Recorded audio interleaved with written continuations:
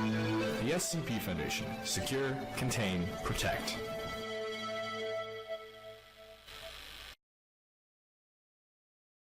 Attention! Le lot de cassettes VHS que vous vous apprêtez à visionner a été classifié top secret par ordre de l'administrateur. Une accréditation de niveau 4 est nécessaire pour accéder à cette dernière. Note générale 001 alpha. Afin d'éviter les fuites sur la connaissance de SCP-001, plusieurs fausses cassettes VHS concernant l'entité ont été créées avec les vraies cassettes.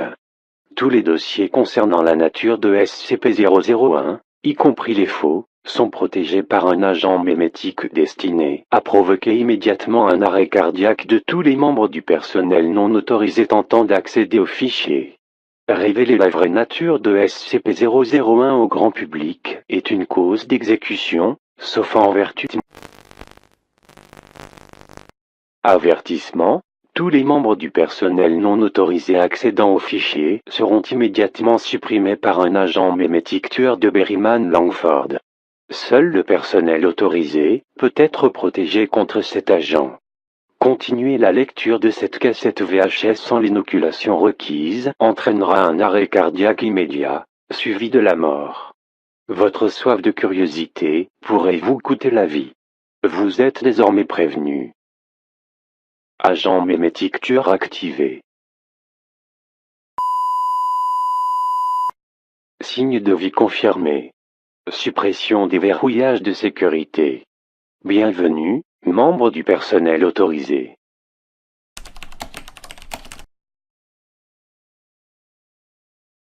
Accès aux fichiers, liasse de papier. Nom de code, Jonathan Ball.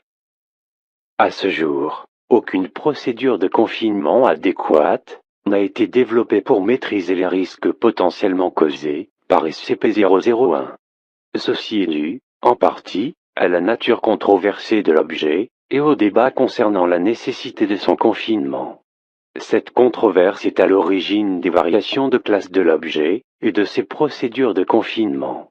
L'administration actuelle, en dépit d'accusations de paranoïa, a classé l'objet en Keter, tout en demandant la permission de créer une classe supérieure et de l'appliquer uniquement à cet objet, en le considérant comme étant le plus dangereux de tous les objets existants.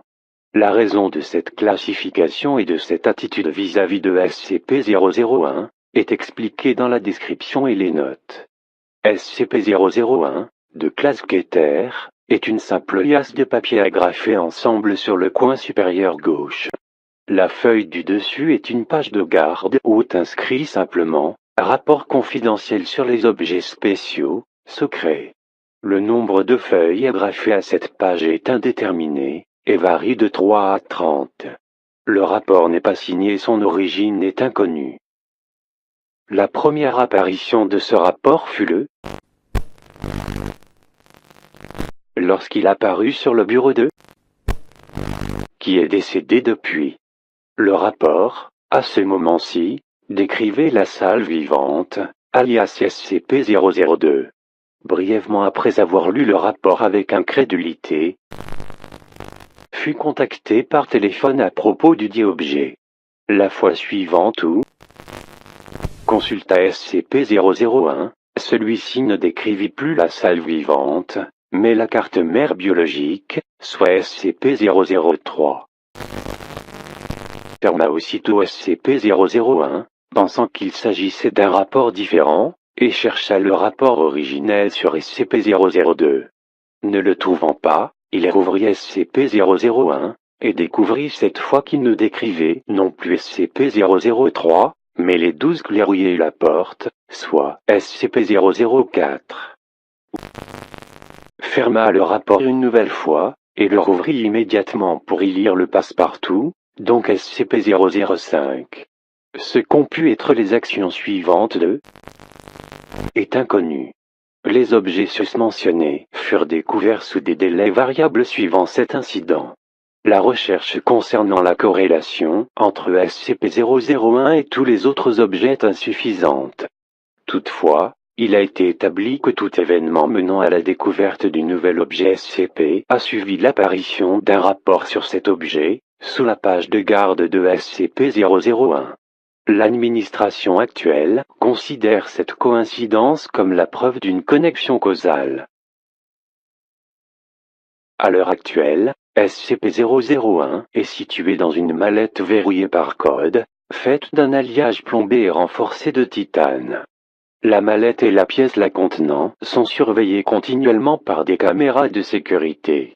La mallette ne peut être ouverte sans une autorisation spéciale unanime de tous les officiers O5 actuels. La mallette elle-même est stockée dans un bâtiment, constitué d'une seule petite pièce totalement éclairée, construite à du personnel de classe D, est postée afin de garder la pièce, mais ne peut y pénétrer sans l'autorisation subventionnée des officiers O5, sous peine d'exécution militaire. Ce bâtiment isolé n'existe que dans le seul but d'abriter SCP-001, et est équipé de détonateurs à utiliser en cas d'urgence. L'opinion de l'administration actuelle est que SCP-001 représente le plus grand risque pour la sécurité nationale et globale connue pour exister. Néanmoins, en raison des circonstances spéciales concernant son mode de fonctionnement, les recherches sur l'objet sont interdites, malgré leur promotion dans le passé, lorsque l'entité était confinée avec des précautions de sécurité minimales.